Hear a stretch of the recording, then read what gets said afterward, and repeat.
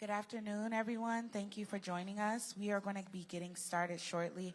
If everyone could please turn their cell phones on silent at this time. If you have a phone, if you could please turn it on silent at this time. We'll be getting started shortly with the situational update. Thank you all.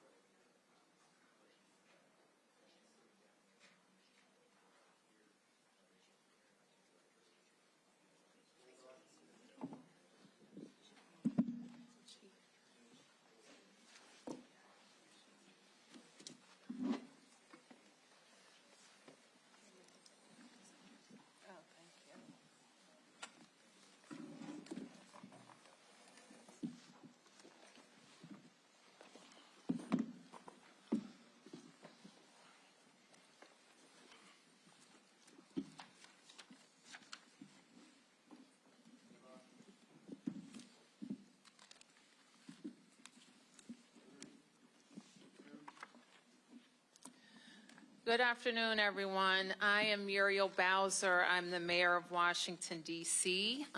We are in one of the district's buildings, the Marion Barry building, and I am joined by members of my senior team. The city administrator for the district, Kevin Donahue, MPD's chief, the chief of police, Pamela Smith, deputy mayor for public safety and justice, Lindsay Apia, the Deputy Mayor for Health and Human Services, Wayne Turnage, and the Director of the D.C. Department of Human Services, Rachel Pierre. So I am here today. For those of you who are new to covering us, we are providing a situational update on the surge of federal resources in Washington, D.C. This will be a longish update.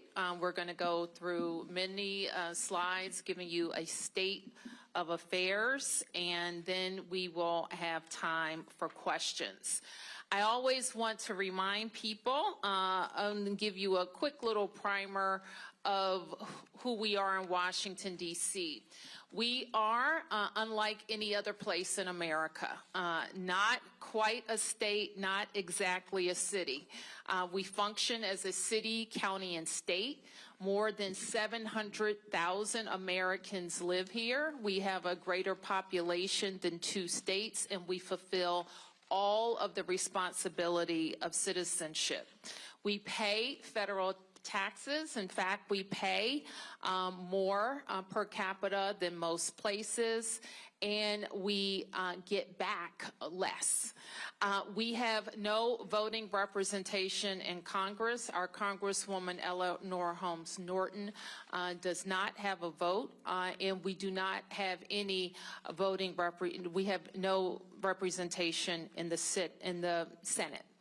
The district was granted home rule by the Congress in 1973, giving us the ability to govern ourselves, but leaving the Congress and the president approval authority in many aspects of our budgets and laws. And as I have discussed over the last couple of weeks, the Home Rule Charter that I just referenced also gives the President of the United States a special provision allowing the President to compel the Mayor of Washington, D.C. to provide MPD services for federal purposes if the president declares an emergency. So the district is coordinating with the federal government, our federal partners, while we are maintaining on all aspects of the presidential emergency, while we are maintaining the provision of excellent government services. Last week, I instituted an emergency operations center. At the time, we called it an incident management team that helps us to organize within the government how we respond to emergent situations. And responding, making sure we are getting back to the federal government and making sure that our lead agencies in DMPSJ and MPD have everything that they need from the Fed. We organize in this manner.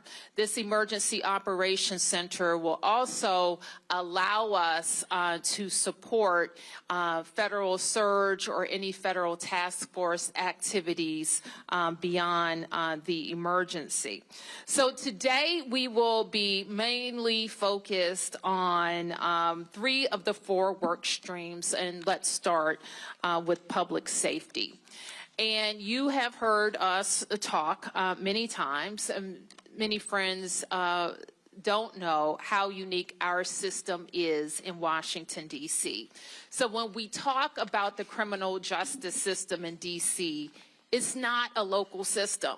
So unlike any state or city, our city ecosystem for public safety combines local responsibility and federal responsibility. As you see, the Metropolitan Police Department, the brave men and women who protect us, of course, our city government. The D.C. jail is where people who have been arrested are held pre-trial. The federal system includes supervision of people before they go to trial. The federal government and the United States Attorney is responsible for all adult prosecution. Youth prosecution is a local responsibility belonging to the Attorney General for the district. The courts are federally appointed judges. And then when we talk about detention and incarceration, D.C. jail will hold some people, and other people will go on to serve the remainder of their sentences at federal prisons in the Bureau of Prisons. We detain our youth with the DYRS. All of probation, both for adults and for youth, are a federal responsibility. I like now to talk about something you've also heard me talk about, and there's been some debate in our local press about what's happening with policing in D.C. and the number of police that we have in particular. So we wanted to give you a long view about where we are with the number of police, and we can talk a little bit about where I think we need to go. And Kevin and Lindsay, if you want to jump in to talk about the trajectory of policing, police hiring. Sure. I'll talk about the long view, and Deputy Mayor Pia will sort of talk about the past few years. So this chart shows an arc that dates back about 30 years. The first portion, you see a steady rise to try to drive towards 4,000 officers. That was achieved in 2008. Then you see a period of about 10 or 15 years where it undulates up and down, often for different reasons. There was a recession in 2008 to 2010. Budgets were cut as a result, and you see the numbers slide down. Then a push to build it back up to 4,000. Then there was a retirement bubble, largely from folks hired 25 years prior in the late 80s, early 90s. So it slides down to 3,700. Then we put in place very specific hiring and retention strategies, and you see it go back up. It undulates back up towards 4,000.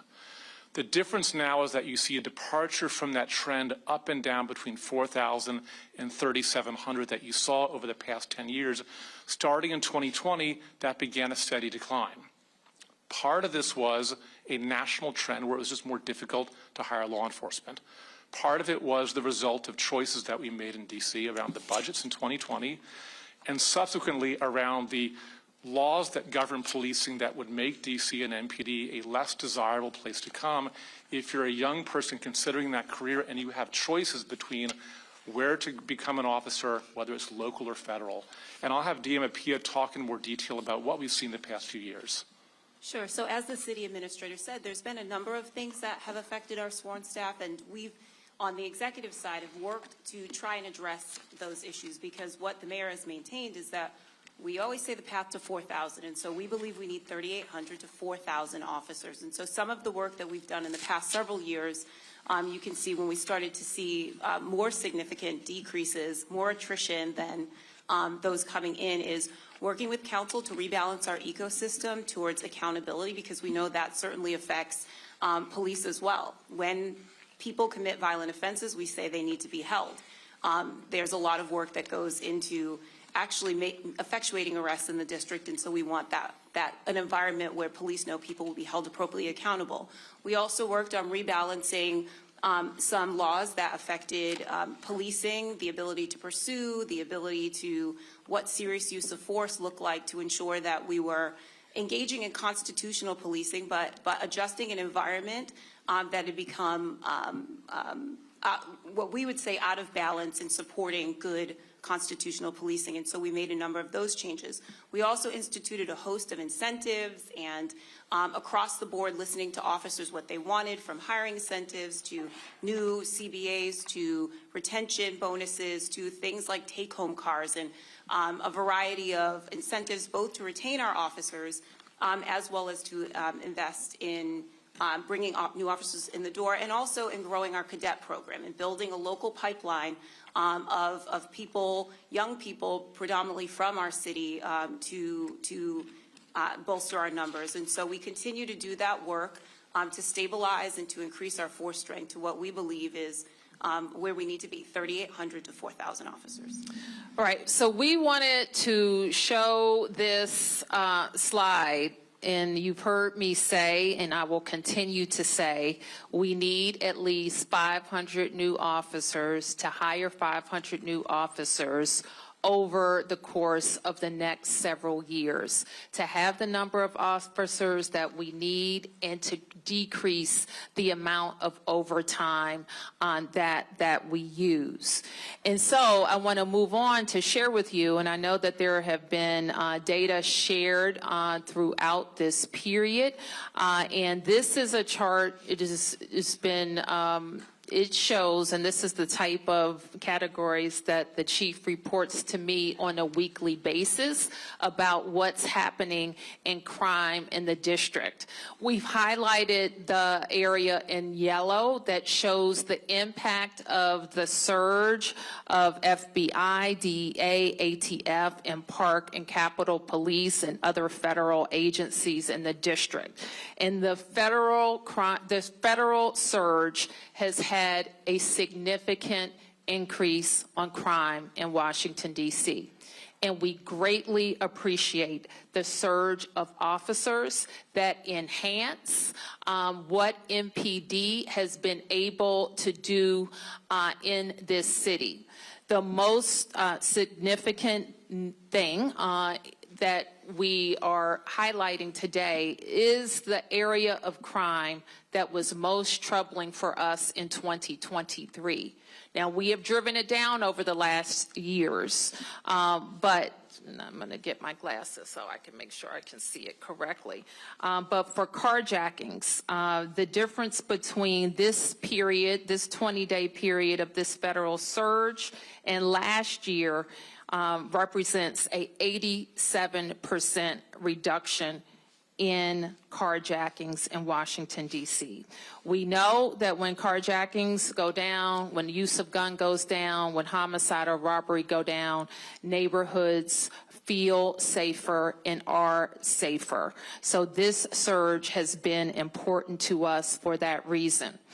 I want to say that I have been personally engaged with Attorney General Bondi and the President's Chief of Staff, Susie Wiles, and I spoke with the President this afternoon. And I was reminded of our first meeting after his re-election where we discussed shared priorities for the district. There, I was reminded that the President's interest in cities predates his time in office, and his knowledge of D.C. had significantly increased from the first time he was in the White House.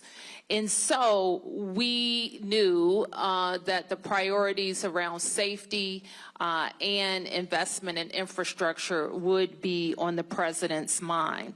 Now, since this surge has begun, it has been my charge to my team, especially the chief, to make sure that while we have federal resources, that we are strategically using them to enhance MPD's efforts and to make sure that we are getting the best outcomes for DC residents.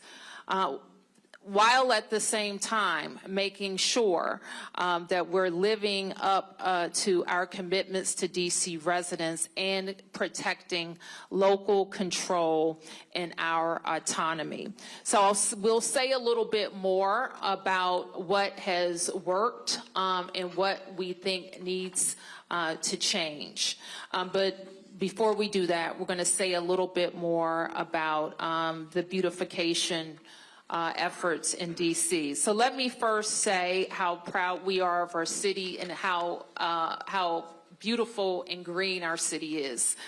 When people visit our city, they comment on how green it is, how wide the avenues are, how many trees we have, how great our parks are.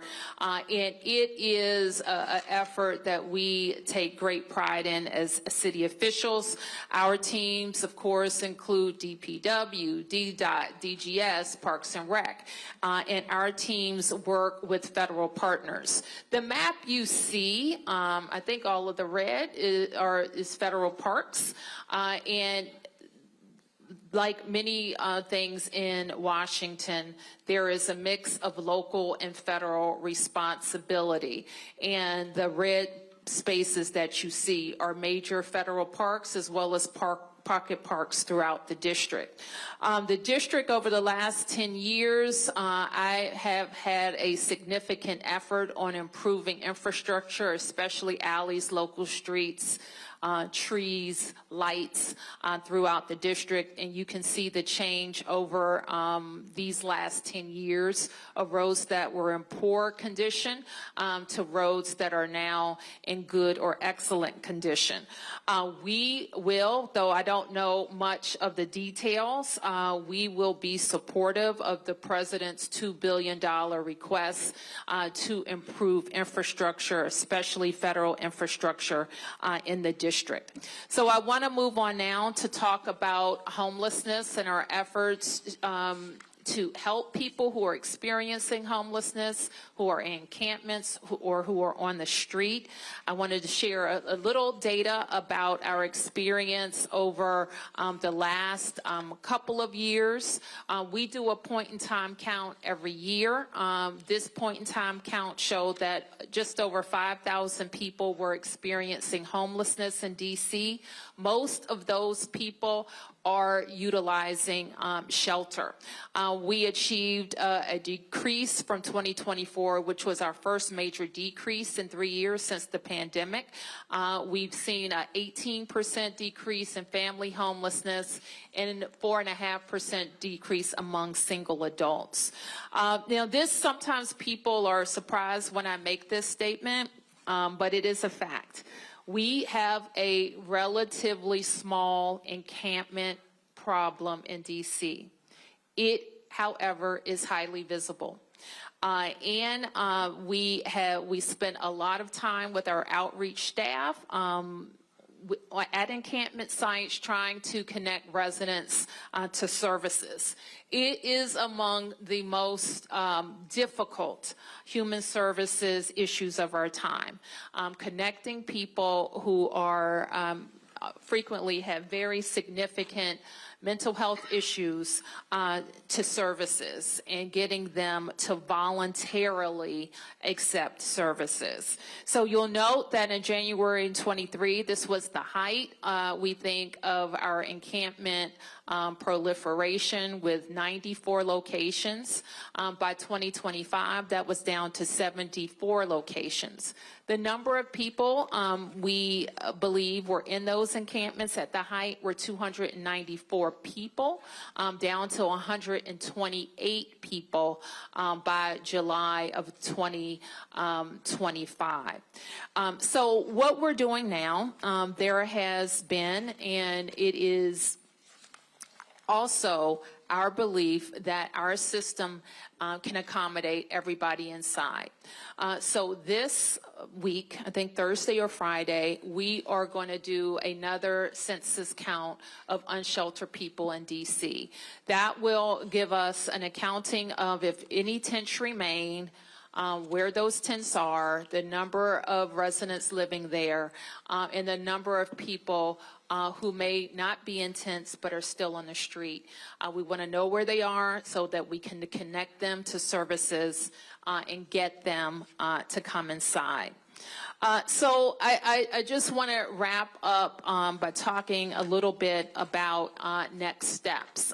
Firstly, in the next couple of days, I will issue a mayor's order that spells out how our Emergency Operations Center will continue to engage with the federal clean and safe and beautiful task force and ensure that task force resources continue to be strategically deployed in the district. This is what we think in just a couple of weeks of experience has worked. Having more federal law enforcement officers on the street. We think having more stops that got to illegal guns has helped. We think that there's more accountability in the system, or at least perceived accountability in the system, that is driving down illegal behavior. We know that we have had fewer gun crimes, fewer homicides, and we have experienced an extreme reduction in carjackings. What we know is not working is a break in trust between police and community, especially with new federal partners in our community. We know having masked ICE agents in the community has not worked, and National Guards from other states has not been an efficient use of those resources. What's still needed is, in the city, we are going to continue to need more police. We continue to need more prosecutors, more judges, more effective prevention programs, and we need to ensure local control. We also know what has helped us in the last 2 years drive down crime numbers. We looked at the ecosystem similar to the changes we saw in the police numbers. And we advanced legislation, the council advanced legislation, but we know there's more to do. We will continue to work with the D.C. Council and the Attorney General on legislative changes that will promote more accountability. We will approve the police contract to retain our force strength and look for other ways that will help us recruit and retain high-quality officers. We will offer a hiring and retention bonus to help us shore up our path to 500 new officers, and we, of course, are focused on ensuring accountability throughout our system.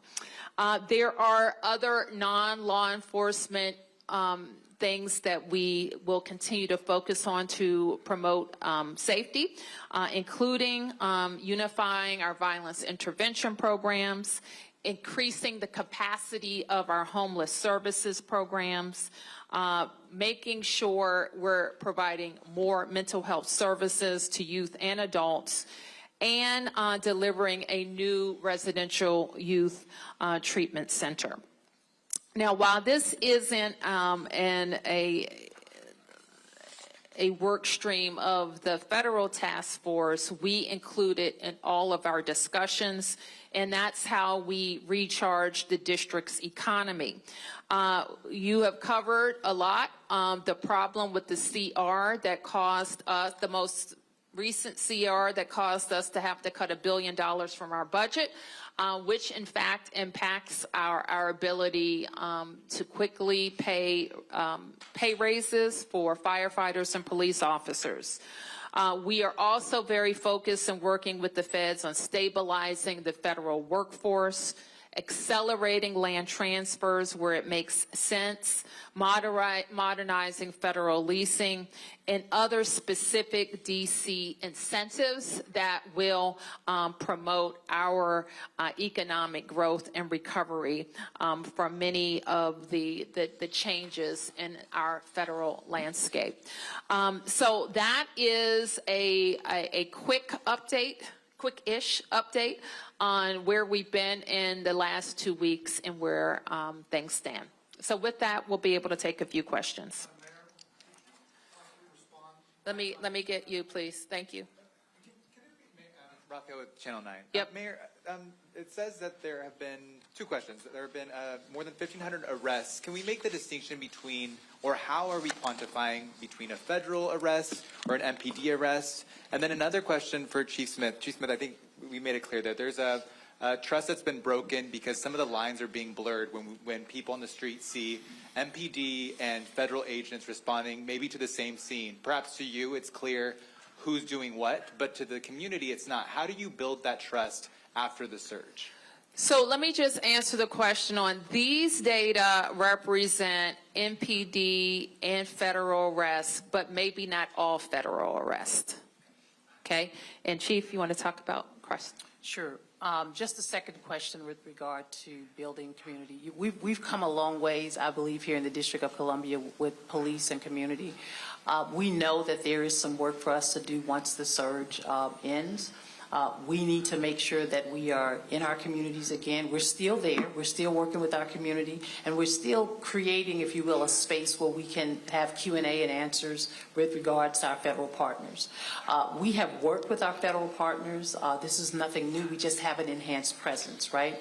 One of the things that I shared maybe a couple of weeks ago is that we have been specific in the locations where we would like for our federal partners to support us in with respect to those areas where we've seen a little bit of high crime, and we place them there in those locations with us to support those efforts. Yep. Right here. Mm-hmm. Good afternoon, Felicia Ashley, ABC7. In talking with Community and Interactions, the Joint Task Force just sent an update yesterday that MPD made a request to have Joint Task Force staffing at certain metro stations as it relates to where school areas are at the start of school. Can you elaborate on what that partnership will look like and also your intention and hope behind that request as well? So with respect to the metro stations, I think that's really Metro Transit because I don't have oversight over the metro stations. With regard to having a federal task force available to us, when we do see surges and spikes in crime, it will certainly be helpful for us. We know that our federal partners work with us when we have various operations, or some folks like to call them takedowns around the city, very complementary in that space. And the expectation is that we will continue those efforts and hopefully have the opportunity when we want to conduct different operations or different surges, we can call upon them to be able to support us. Yep. I'll get you in a second. Yep. Madam Mayor, give thanks. In your conversations with the president, what assurance did you get that he would not attempt to go beyond the 30 days? That was not something that I discussed with the president, but with the Attorney General Bondi, and we will continue to work on how our Emergency Operations Center and the Federal Task Force can work together. Yep. Earlier this week, activists were out front of the D.C. courthouse during arraignments that lasted well into the night, about 100. My understanding is a good portion of them were no-papered. I just wanted to get your thoughts around that, just seeing as though police are arresting people. Yep, that's a great question. We don't have any information around what the courts have done or what the U.S. Attorney has done. We just don't have that information available for this briefing, but I do think it's important to understand. Mayor? Yes. Could you respond to the plan by the federal government, the Department of Transportation, to take over the management of Union Station? Well, the federal government owns Union Station, and I think that I don't know the details of what will happen. If it's just about management, that I would consider that step one. If it's about what Union Station needs for its total transformation, that would be an amazing initiative for the federal government to take on.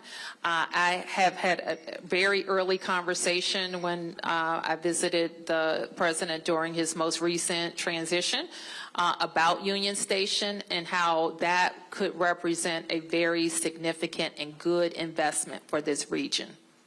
Mayor? Yep. Hi, Tom Fitzgerald from Fox 5. We've seen some remarkable scenes from the people of Washington, D.C. over the last couple of weeks, reacting to the situation, dealing with the situation. The The protest in front of the courthouse was mentioned. When you've looked around the district, what do you have to say about how the people of Washington have reacted over the last couple of weeks? I think D.C. residents are being, what I would expect from D.C. residents to be very focused on autonomy, local control, and their neighbors. So I think D.C. residents are very concerned about each other, and they're very concerned about their rights as Americans. So, yeah, I think D.C. residents are defending their city, they're promoting their city, and they are giving me ideas, talking to me, and trusting my judgment. Yep. Chief Smith, Randy Bass with DC News Now. Can you speak to any kind of hesitation that we might be seeing in the community when it comes to working with not only MPD, but working with federal law enforcement, creating that community connection, and any kind of hesitation when it comes to seeking out emergency services right now?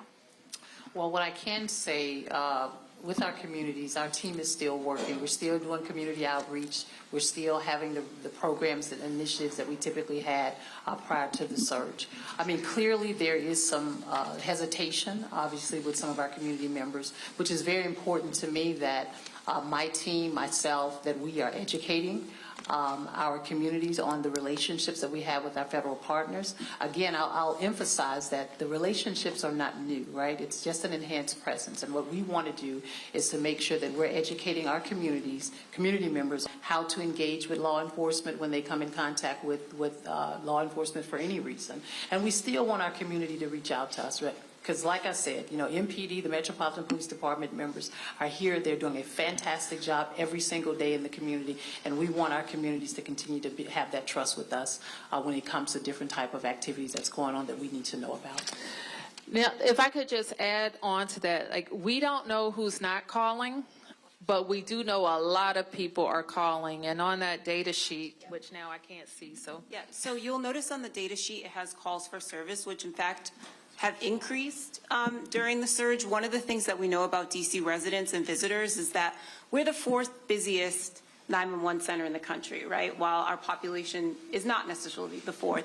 So we encourage people to continue to call, continue to call or use 311. And that MPD continues to be our primary, this is our local police department that responds to calls for service. And so for those who feel hesitancy, although you can see a lot of people don't, those calls are quite high, that we'll continue to work with with MPD outreach, but all of our ANCs, our MOCRs, and everybody, for those who feel hesitancy, to continue to encourage engagement, because we do want people to continue to call when they need help. Let me go this way, and I'll come right over to you guys, okay? Yep. The President Trump had said in prior days that he may look at a national emergency to keep the surge going, and then recently said that he doesn't think that is necessary. Do you think this is going to end after 30 days? And if it has been successful, do you want it to end after 30 days? What we want is local control of our public safety ecosystem, and that includes deployment of officers. And we want federal officers that work in coordination with us, DEA, ATF, FBI, who, as the chief just mentioned, work with us on major crime issues all the time, and our officers are familiar with working with them, and they have been helpful in the field. So do you think this is going to end after 30 days? I think we're going to have officers, and we want officers. We want to enhance our officer presence. And for the chief, the chairman of the Government Oversight Committee, Comer, sent a letter to you recently asking for all kinds of things, all kinds of records, and for transcribed interviews with 7 MPD commanders. Are you cooperating with that? How is that going? We will cooperate. We have been cooperating, and we will continue to cooperate. Thank you. Yes, sir. Yep. For the mayor, could you say why you believe the Trump administration exerting greater control over Union Station would be a good thing? They own Union Station. It's owned by the Department of Transportation. And it will be a good thing because that station has suffered from needing some say $12 billion, but let's call it at least $8 billion worth of investment in the renovation. And that is not something that the district will be able to support. It is an important regional asset, it's an important asset for the Eastern Seaboard, it's an important asset for the nation. So it is appropriate, in my view, for the federal government to make the necessary investments in the transformation of Union Station. Do you know whether or not they plan to make those investments?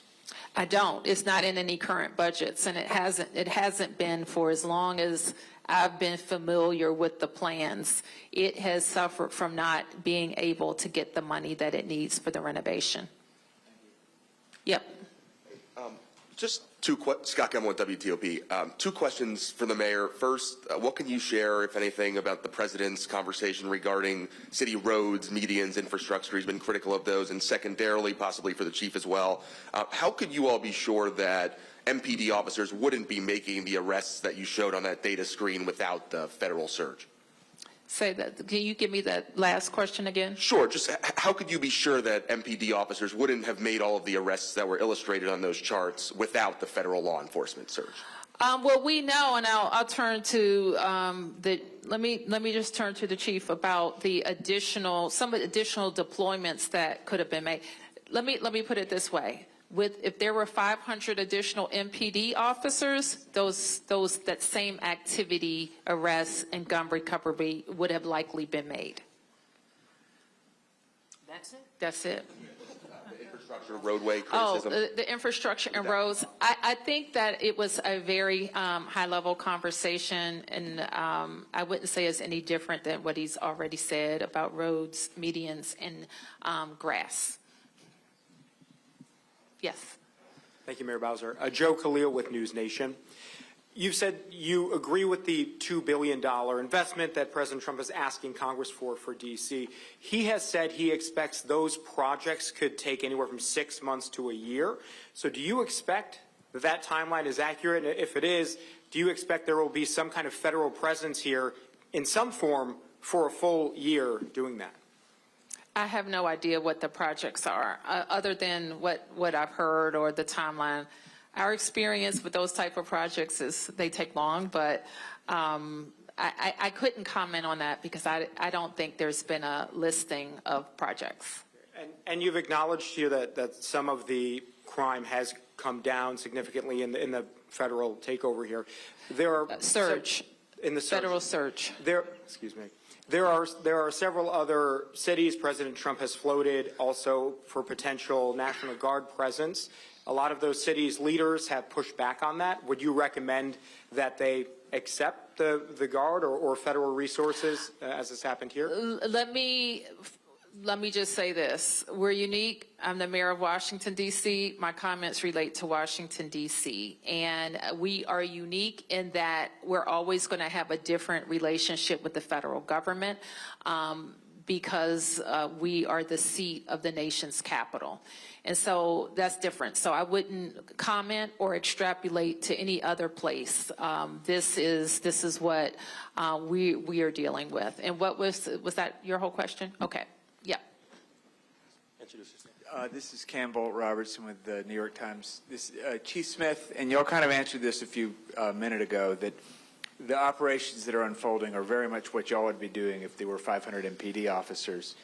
But given, you hear a lot of folks in some of these neighborhoods who feel, a lot of stops and searches, what's in your pocket, all this kind of stuff, and these are strangers, they don't recognize them, they're not local police. Your initial concerns about trust, do you feel that the way these operations are being done are exactly what MPD has been advising the federal partners to do, or do you concern that it's a little bit too aggressive, and do you have worries of what effect it might have on communal trust going forward? And I think anytime you have an influx of anything, there is some concern, and especially in this case where we've built relationships with our community, and now we have additional law enforcement officers present, which is why it's really key and important for me to make sure we have the Metropolitan Police Department officers aligned with our federal partners. Some of the things that you're seeing is some of the ask and requests from community. Community wanted to see more traffic stops. They would like to see more police officers present in various communities. And so what we've done has been very strategic and thoughtful about taking into account some of the requests and also making sure that in areas, I'll just use for an example like the traffic safety compliance checkpoints, right? I've heard since I've been here over and over again that officers are not conducting traffic stops. And so we initiated the traffic safety compliance checkpoint in order to ensure that we can educate folks about traffic and traffic safety. Number one, opportunities for us to ensure that we are getting guns off of our street if guns are present. And then number two, making sure that our operators are operating the way they should based on vehicle traffic laws. And so I don't think we're doing anything any different in that space, with the exception of the fact that we have an additional surge, if you will, of police officers, and we'll continue to do that. If they're here, we will utilize our federal partners in spaces and places where we have heard from our community, and when we've looked at our own data and analysis in areas across the city where we know that we've had a certain spike in crime, and we'd like to see that reduced. And what you've seen over the last 2 weeks is the efforts with having an additional 500 or so officers supporting us in that area. If I could just, I want to maybe go in a bit more detail, and I'm wondering from the slide if we can pull up the data chart again, because I do want to highlight, it's a complicated slide, so I want to make sure since you all have a copy, it's read well. So when we look at, in any circumstance, has there been a change in crime reported?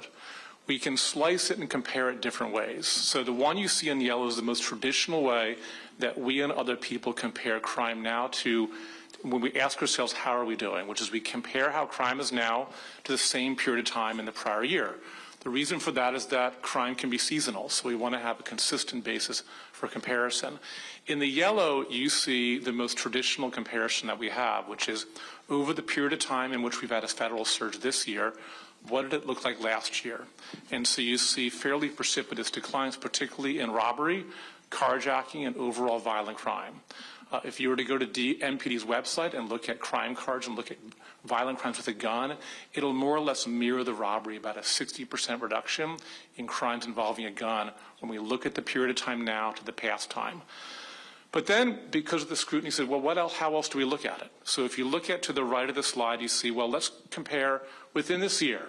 Look at the 20 days since the federal surge compared to the 20 days prior. And the way to read those numbers is not based on last year, but recognizing we already had good momentum coming into the federal surge, and it made it better. And so on the far right, and I'll just sort of look at the violent crime, the very far right was sort of the year-to-date prior to the date of the surge. It was down about 26%. And as a result of the drops we've seen during the surge, you see it tick upwards. And the most significant manifestation of this we really see in carjackings, which, as the mayor said, is a crime that strikes fear in many people because you can be targeted quite randomly.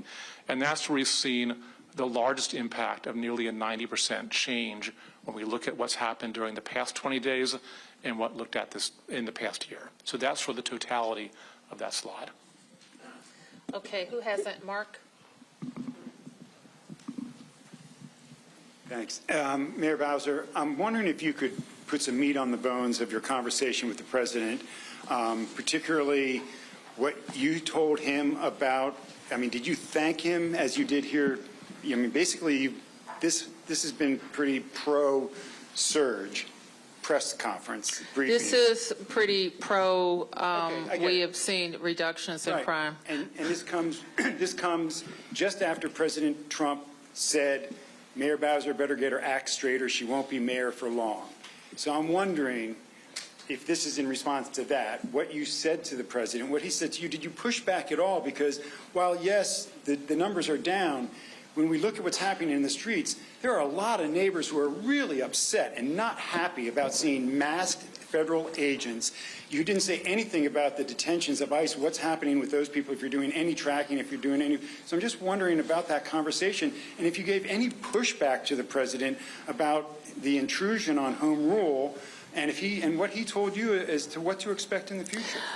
Mark, let me say we had a what I would call a courtesy meeting with the president. I had following a substantive meeting with the Attorney General, who is his designee on this issue, along with the Chief of Staff. And I'm not going to talk about the details of that conversation. You have seen what I have laid out in terms of our concerns, and you have seen what I have laid out in terms of the benefits. And that is the huge number of federal law enforcement, not National Guard, federal law enforcement, that have enhanced NPD's deployment capacity.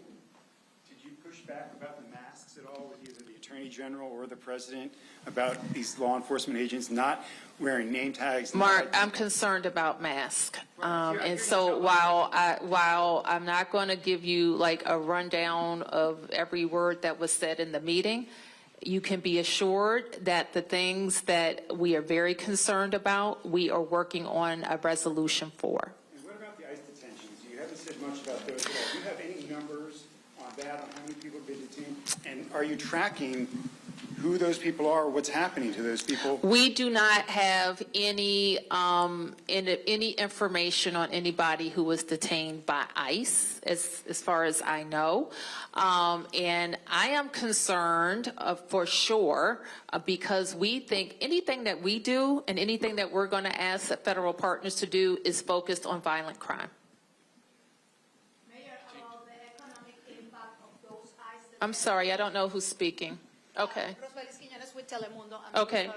About the economic impact of those ICE detentions within covering families who are losing their homes, they are losing their jobs due to the fear, due to the immigration enforcement. What can you tell us? And what can you tell the Hispanic community and the immigrant community? Well, I'm devastated by people living in fear. I think you know very clearly how I feel about our nation needing comprehensive immigration reform, about the Congress establishing a pathway to citizenship for hardworking people who came to this country for a better life and who are not criminals, who are law-abiding.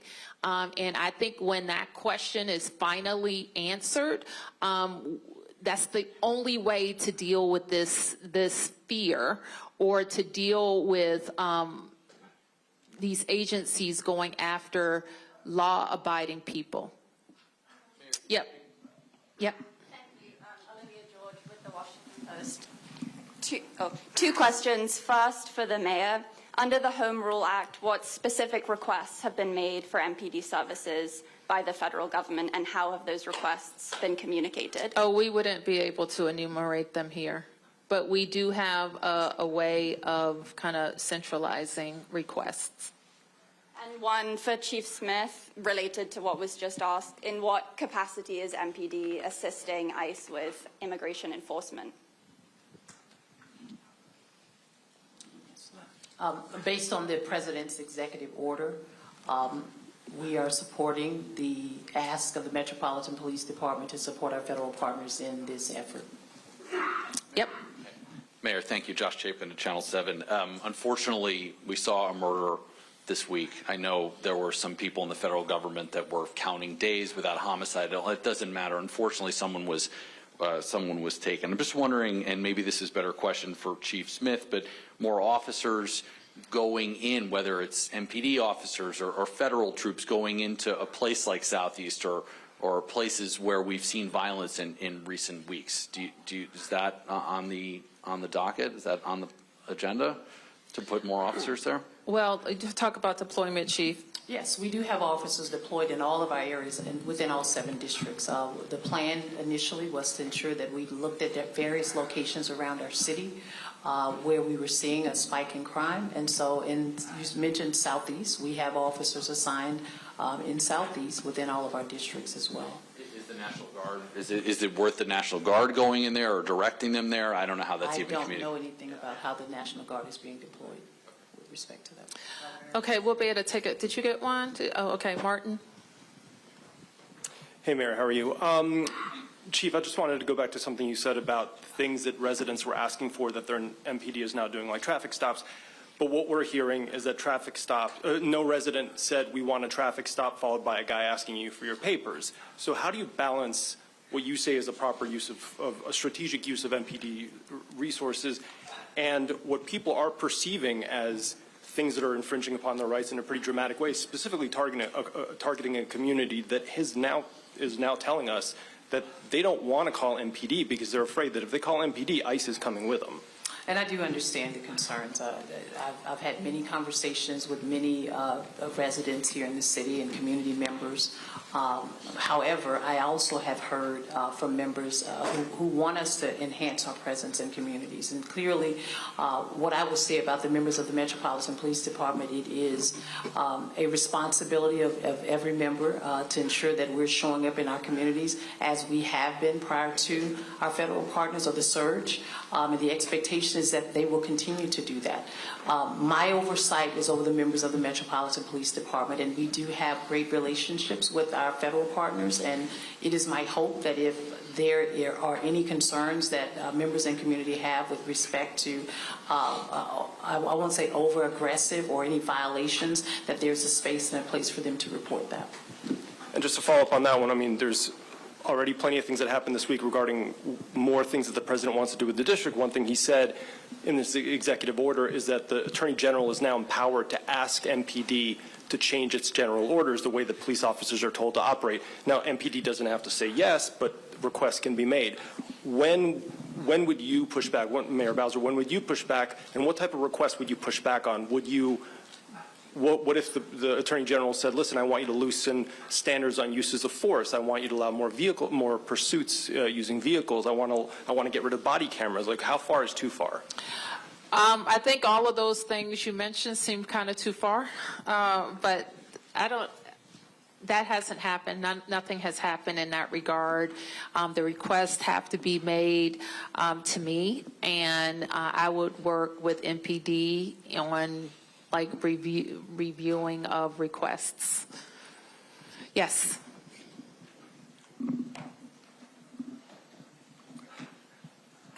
Mayor Bowser, this morning there was kind of a volatile situation in Mount Pleasant with federal officers accompanied by MPD conducting an operation and being surrounded by, according to witnesses and people we had on the scene, enraged, screaming residents right in their faces with, according to what we saw, MPD officers trying to explain things and keep the situation calm. But it was a very volatile situation. How concerned are you about an escalation in this, as you've spoken about the breach of trust and the tensions rising? Well, I feel strongly that D.C. residents know their rights and know how to engage in a way that is lawful. Yes. And so this morning's incident that you referenced was our criminal apprehension unit, which oftentimes throughout the course of a week will execute arrest warrants or search warrants. And in this particular case, they were doing what they would typically do any other day. And while they were there, we had about a significant number of protesters to come out in the neighborhood. We were able to maintain calm. The numbers decreased. I think when I say numbers, the numbers of protesters decreased, and we were able to affect the efforts that we were intended to affect during that time period. Okay, yes, I'm going to take a couple more. 1, 2, 3, 4. 1, 2, 3, 4. Okay, 5. All right. Hi, thank you. Fabiana Rincon with El Tiempo Latino. This might be also for Chief Smith as well. Given the confirmed priorities of collaboration between the MPD and federal officers, can you provide an update on DC's status as a sanctuary city? The council, the law is in place. There's been no change to the law. If you're referring to the sanctuary values, there's been no change. And on Chief Smith's order with collaborations between federal officers, especially with suspects outside of custody, does that impact the execution of the council order mentioned? So when you say suspects outside of? Or collaboration with providing information and even transportation of those outside of custody. We're still doing that. Yep. Mayor, the D.C. Police Union supports this federal surge. They have been relentless in saying that the police force will be in a free fall, their word, until the Police Reform Act is repealed by the D.C. City Council. They believe that police officers don't want to come work here because of what the council did. What's your opinion on that? We're looking at a number of pieces of legislation to see what should be tweaked or replaced. And I am committed to working with the council if they are interested to make any changes. Yep. Madam Mayor and Chief Smith, if you could possibly both answer this. What is your response to the House Oversight Committee now investigating the alleged manipulation of D.C. crime statistics? Do you have an opinion on them doing that and why they're doing it?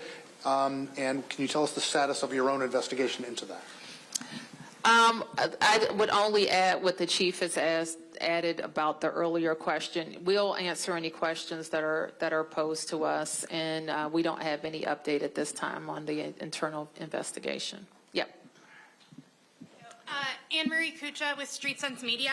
Can you give a little bit of your reasoning behind doing the emergency count? Is there a concern that people have been arrested or have moved out of the district in large numbers, people experiencing homelessness? I think our concern is that people have moved around the district. We think, I think the number I reported was that we think that, well, we know that about 81 more people have come into shelter. We don't necessarily know where they came from. They could have come from encampments. So we think that people have moved around. And will the results of that be shared with the federal government? And is there any concern that they could use that to then target homeless encampments? We don't expect that we're going to have homeless encampments, and we are going to work to make sure that people can come into shelter. If I could just add, some of the purpose of doing the point in time count again is there's been anecdotal conversation, anecdotal stories about people believing that there are changes, and there may be changes. And those anecdotal stories are anything from encampments, have they moved from downtown core to neighborhoods? Are there fewer of them? Have more people taken shelter? So it's an attempt to cut through the anecdote and really get a sense of, given we're 20 days into a focus on homelessness in addition to crime, and quite frankly, that the city has made available additional shelter capacity. What does the numbers really sort of see at that? We're not collecting names for those who haven't done a point-in-time count. There's no names collected. It is really just individuals identifying those who are unsheltered or are homeless on a particular given night. Are you still going to be doing the full demographic survey or just counting? No. Just counting. Okay. 1, 2, 3, 4. You have the final question, okay? Yep.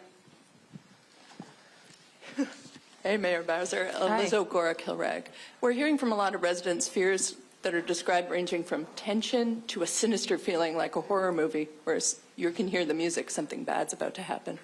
What do you say to those residents who are having these feelings even as they try to go about their normal lives during this federal surge? I'm not sure I'm qualified to answer that question because I know there's a lot of anxiety. There's tremendous anxiety in the district. When I look and I see residents putting things on social media or neighborhood chats, I know that there is a lot of anxiety. There's a lot of anxiety with kids going back to school, with writing. So I know that there is a lot of anxiety, but I also know there's a lot of anxiety in our nation.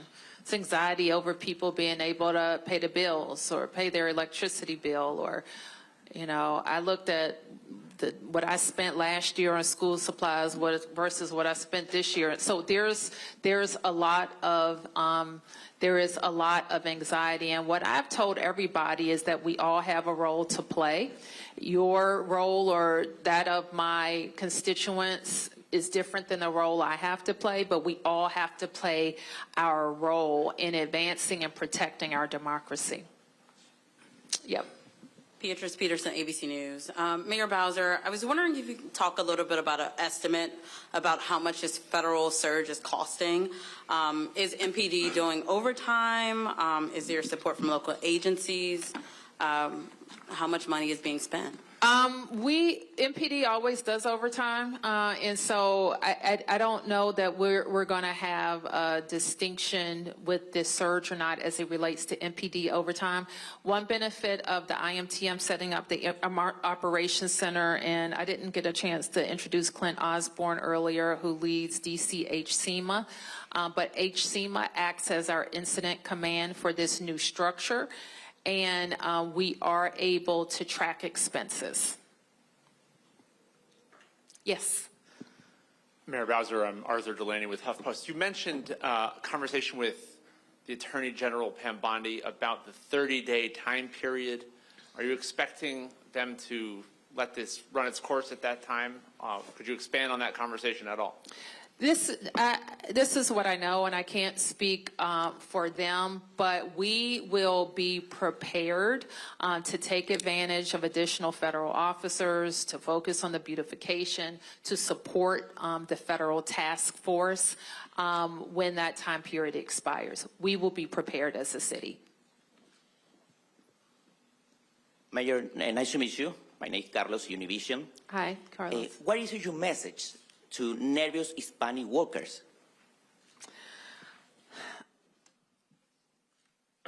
Earlier, I said, Carlos, that the answer is to have an immigration system that works and that is responsive to people who want to live in the best nation on earth, raise their families, and have a better way of life. And we know in Washington, D.C., so many people have immigrated here and legally immigrated here who have TPS protection. And whether you have documents or you're undocumented, you are like almost, you feel like you're being caught up in a dragnet. And that is horrible. And to the extent that there's enforcement in this town that does not have, let me just say, we should be focused, all these additional federal resources, on violence. And that is what my hope will continue to be. And I would just express to them as a neighbor how very sorry I am that they're living in this terror. Okay, thank you, everybody.